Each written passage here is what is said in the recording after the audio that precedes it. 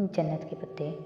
वो जो Saeed book bank वाला प्लाज़ा है, उसमें जहाँ एक खाली चबूतरा सा बना हुआ है। हाँ, मगर कोई बुक फेयर लगा हुआ है, वो खाली नहीं है। उसके आसपास कोई कपड़ों या जूतों की ऐसी शॉप है जिस पे सेल लगी हुई हो। वो सोच सोच कर बोल रहा था। उसने इतने दिनों में एक चीज़ का अंदाज़ा कर लिया था कि वो लड़की कपड़ों जूतों की बहुत शौकीन थी। हाँ, आगे एक जगह सेल लगी हुई है, तुम वहाँ जाओ, वो उधर ज़रूर आएगी। वो बहुत वसूख से बोला था। वो कपड़े तय करते हुए फिर उसी नहज पे सोचने लगा, क्या वो वाकई जानता था कि वो ना जाए, या फिर बस उसकी हर पल खबर रखने का बहाना ढूंढ रहा था। जान, तुम कंफ्यूज्ड हो, उसने खुद को सरजनिश की। पूरा घंटा भी नहीं गुजरा था जब हमाद का दोबारा फ़ोन आया। वो लैपटॉप सामने रखे कुछ टाइप कर रहा था। हमाद का नंबर देखकर एकदम उसका दिल बहुत उदास हुआ। यकीनन हमाद ने उससे बात कर ली होगी और वो तुर्की नहीं आ रही होगी। उसने कॉल मौसूल की। अच्छी बेइज्जती करवाई आज तुमने मेरी। हमाद एकदम शुरू हुआ। जहान सीधा हुआ बैठा। वो सख्त गुस्से में उसे मलामत किए जा रहा था। मेरे भाई, हुआ क्या है? भाभी ने मुझे पहचान लिया। उन्होंने पूरी शॉप में सबके सामने एलानिया बताया कि मैं पिंकी बना सड़क पे गदागिरी कर रहा था। लानत है मुझ पे और लानत है उस दिन पे जब मैंने तुम्हारी मदद करने का सोचा। उसने उसने कैसे पहचाना? जब उसके मुंह पे स्लश गिरा था तब भी उसे झटका लगा था, और अब भी ऐसा ही झटका लगा था। मेरे हाथ पे जो निशान है और उंगलियों पे जो उन्होंने उस दिन जख्म दिए थे, उन्हीं से उन्होंने पहचान लिया और मेरी फैमिली के सामने अच्छी खासी मेरी बेइज्जती कर दी। तो तुमने उससे बात नहीं की? मैं इस सारे हंगामे के बाद क्या बात करता? मैं तो जल्दी से वहाँ से निकलने की कोशिश कर रहा था, मगर शॉपकीपर आ गया। उस दिन सानिया और मैंने यहीं से शॉपिंग की थी। वो हमें जानता था। बस शुक्र था उसने मेरा नाम नहीं लिया था। मगर गुस्से से बोलते बोलते वो एकदम रुका। तुम जो चाह रहे थे कि मेजर अहमद का इम्प्रेशन अच्छा पड़े, वो अब नहीं हो सकेगा, क्योंकि मैंने एनी से कहा था कि वो मुझे अहमद कहकर पुकारेगी, और उसने तुम्हारी मिसेस से लड़ते हुए भी मेरी हदायत याद रखी। इससे बेहतर था मैं तुम्हें काम ही ना कहता। जहान, मुझसे बोल लो, खैर है, मगर खुद से झूठ ना बोलो। सच्चे दिल से तस्लीम कर लो कि तुम उसको रोकना नहीं चाहते। तुम अब भी चाहते हो कि वो तुम्हारे इस्तांबुल ज़रूर आए, इसलिए इस बारे में परेशान मत हो और जाने की तैयारी करो। वैसे अच्छी खासी खुश इखलाक बीवी है आपकी। उसकी आखिरी बात पे वो बेख्तियार हंस दिया था। हमाद ठीक कहता था। उसे अपने अंदर की कन्फ्यूजन ख़त्म करनी चाहिए। वो उसके तुर्की आने से परेशान था, मगर नाखुश नहीं। उसने बिलाखिर खुद से सच बोल ही लिया। वो किसी लड़की के अपने असाब पर हावी हो जाने से डरता था। लड़की भी वो जो सलमान मामू की बेटी थी। मगर उसे ऐसा नहीं सोचना चाहिए। जब उसे मामू से इंतकाम ही नहीं लेना, तो फिर उनके खिलाफ दिल में अनाज क्यों रखे? वो शायद खुद भी ये रिश्ता ना चाहती हो। जहान को उसका उस लड़के की गाड़ी में बैठना याद था। चलो ठीक है, वो आ जाएगी तो कभी न कभी वो उससे ये बात क्लियर कर लेगा। अब वो मुतमईन था। ऑफिस में नीम अंधेरा फैला था। खिड़कियों के बाहर शाम उतर आई थी। वो अभी तक उसी पोजीशन में बैठी यक टिक लैपटॉप की स्क्रीन को देख रही थी। आंसू उसके गालों पे लड़क लड़क कर अब सूख चुके थे। कहीं पस मंज़र में फ़ोन की घंटी बज रही थी, मगर वो इस जानिब मुतवज्जो नहीं थी। वो सिर्फ उस एक शख्स को देख रही थी जो उससे हम कलाम था। बहुत मुख्तसर अल्फाज में अपनी कहानी सुनाते हुए भी दरमियान में उठकर वो काफ़ी बना लाया था। फारिग तो वो बैठ ही नहीं सकता था। वो उसे जानती थी, मगर आज जब उसने वीडियो के खुलते ही जहान को बियुक अदा के सफ़ेद महल में मौजूद अब्दुर्रहमान पाशा के कमरे के कंप्यूटर चेयर पर बैठते देखा, तो उसे लगा था वो उस शख्स को नहीं जानती थी, नहीं पहचानती। वो इस वीडियो में और ARP के कमरे में क्या कर रहा था? मगर जैसे जैसे वो सुनती गई, उसके असाब सुन पड़ गए। पहले उसे शौक लगा, फिर गुस्सा चढ़ा, मगर ऐसा गुस्सा जो शतरंज में अपने ज़हीन मुकाबिल की चाल पे मात खा जाने से चढ़ता है, और फिर उसकी जगह दुख ने ले ली।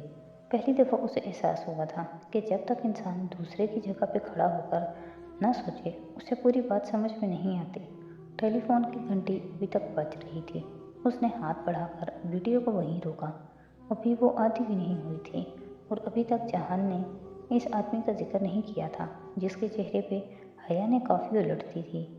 اگر اس کا وہ غریب سا ریسٹورانٹ آنر جہان ہی عبد الرحمن پاشا تھا، عائشے اور بہارے کا عبد الرحمن پاشا، تو پھر بیچارہ وہ کون تھا جس پہ اس نے کافی الٹی تھی اور وہ جس کو اس نے جہان کے ساتھ پینٹری میں دیکھا تھا؟ مگر ایک منٹ، اس نے دونوں کن پٹیوں کو انگلیوں سے دباتے ہوئے سوچنا چاہا۔ اس کو کس نے کہا تھا کہ وہ عبد الرحمن ہے؟ کسی نے نہیں۔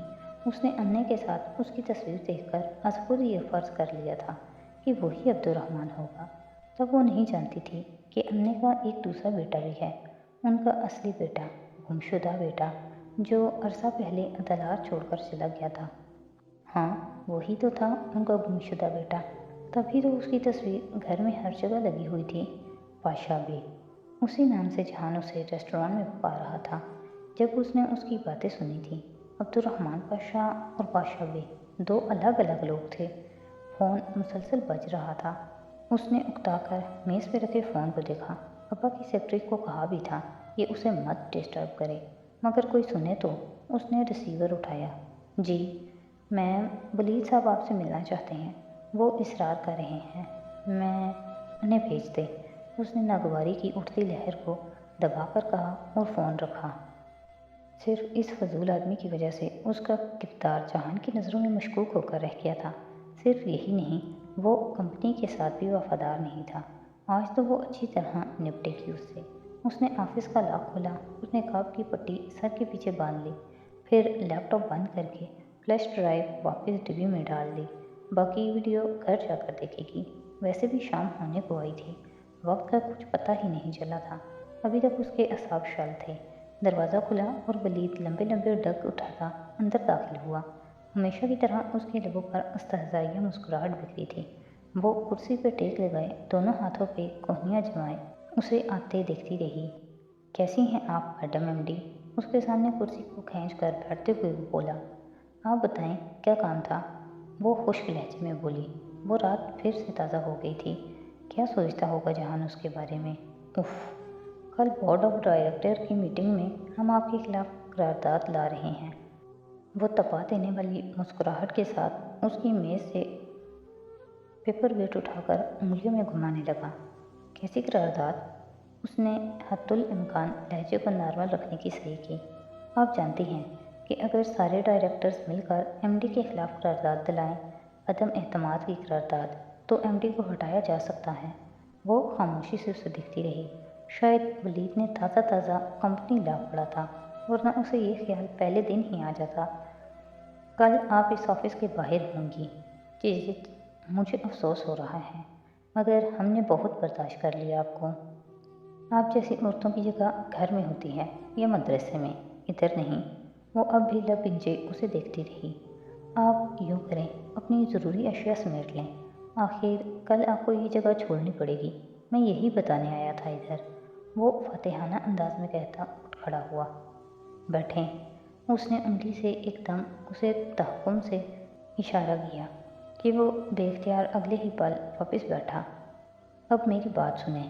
حیا دونوں مٹھیاں میز پہ رکھے کرسی پہ ذرا آگے ہوئی۔ میں نے منگل والے روز ہیڈ آرکیٹیکٹ اور آپ کی گفتگو ریکارڈ کی تھی، سننا چاہیں گے؟ ولید کے چہرے کے تاثرات ناقابل فہم ہو گئے۔ اس نے سوالیہ ابرو اٹھائی۔ کون سی گفتگو؟ انجان بننا آپ کو فائدہ نہیں دے گا۔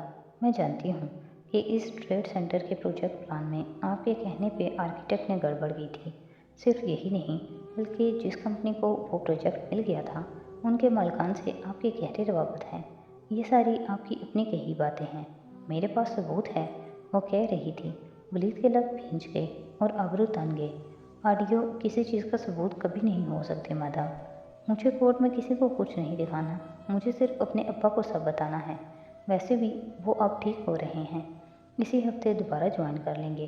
آج جب میں گھر جا کر ان کو آپ کی اصلیت بتاؤں گی تو وہ اپنی بیٹی کی ہر بات فوراً مان لیں گے۔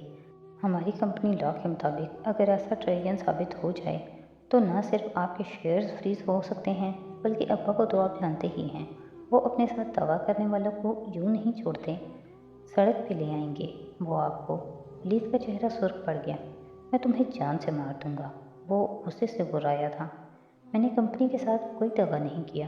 اگر تم نے ابا کو یہ الٹی سیدھی بات بتانے کی کوشش کی تو مجھ سے برا کوئی نہیں ہوگا۔ اس نے مسکرا کر سر اٹھا کر ولید کی طرف دیکھا۔ کسی سے تو وہ بھی ڈرتا تھا۔ میں دیکھ لوں گا تمہیں۔ ایک شعلہ بار نگاہ اس پہ ڈال کر وہ مڑا اور تیز تیز چلتا باہر نکل گیا۔ اس آدمی کو سمجھانے کے لیے وہ اس کے ساتھ بیٹھی تھی اور اس کی ایک حرکت نے اس کو جہان کی نظروں میں مشکوک بنا دیا تھا۔ جب جہان اسے ملے گا تو وہ سب سے پہلے یہی بات کلیئر کرے گی۔ جہان، وہ ایک دم چونکی۔ یہ ویڈیو اس نے لاکر سے ایک ماہ قبل نکالی تھی۔ یہ ساری باتیں تو پرانی ہو گئی۔ وہ ابھی کہاں تھا؟ پنکی نے پزل باکس اسے تھماتے ہوئے کہا تھا کہ جب تک وہ اسے کھول پائے گی تب تک وہ شاید اس دنیا میں نہ رہے۔ نہیں، وہ یوں ہی کہہ رہا ہوگا۔ اس نے سر جھٹکا۔ وہ جہان کو ڈھونڈ لے گی، وہ اسے کہیں نہ کہیں ضرور مل جائے گا۔ اس نے موبائل نکالا۔ وہ صبح سے سائلنٹ پہ تھا۔ اماں کی کئی مسڈ کالز اور میسج آئے پڑے تھے۔ اس نے میسج کھولا۔ وہ کہہ رہی تھیں کہ انہیں ابا کی گاڑی اور ڈرائیور چاہیے تھے، اس لیے انہوں نے آفس فون کر کے دونوں منگوا لیے تھے۔ ایک اور پیغام میں انہوں نے بتایا کہ وہ ظفر کو اس کی گاڑی کے ساتھ بھیج رہی ہیں، وہ اسے گھر لے آئے گا۔ بس کار بھیج کر ظفر کو واپس جانے کا کہہ دیتی۔ ضروری تھا کہ تایا ابا کا ملازم بھی ادھار لینے کا احسان لیا جائے۔ اسے خواہ مخواہ کوفت ہوئی۔ بہرحال اس نے سر جھٹک کر فون میں عائشہ کے گھر کا نمبر ڈائل کیا۔ کوئی جواب نہیں۔ پھر اس نے حلیمہ آنٹی کا نمبر ملایا۔ وہ یقیناً اس سے ہوٹل گرینڈ کا نمبر لے سکتی تھی، جہاں وہی ہوگا۔ ہلو، وہ اداس مگر باریک سی آواز۔ اسے خوشگوار حیرت کا جھٹکا لگا۔ بہارے، میں حیا بول رہی ہوں۔ اوہ حیا، تم کہاں چلی گئی تھی؟ وہ جیسے بہت اداس سی لگ رہی تھی۔ میں گھر آ گئی تھی، مگر مجھے پتہ چلا کہ تم لوگ ملک چھوڑ کر چلے گئے ہو۔ سب چلے گئے ہیں، میں نہیں گئی، میں اکیلی رہ گئی ہوں۔ وہ جیسے آنسو پیتے ہوئے کہہ رہی تھی۔ عائشہ بھی نہیں ہے، انے بھی نہیں ہیں، سب چلے گئے۔ عبد الرحمن، وہ کہاں ہیں؟ اس کی آواز میں لرزش تھی۔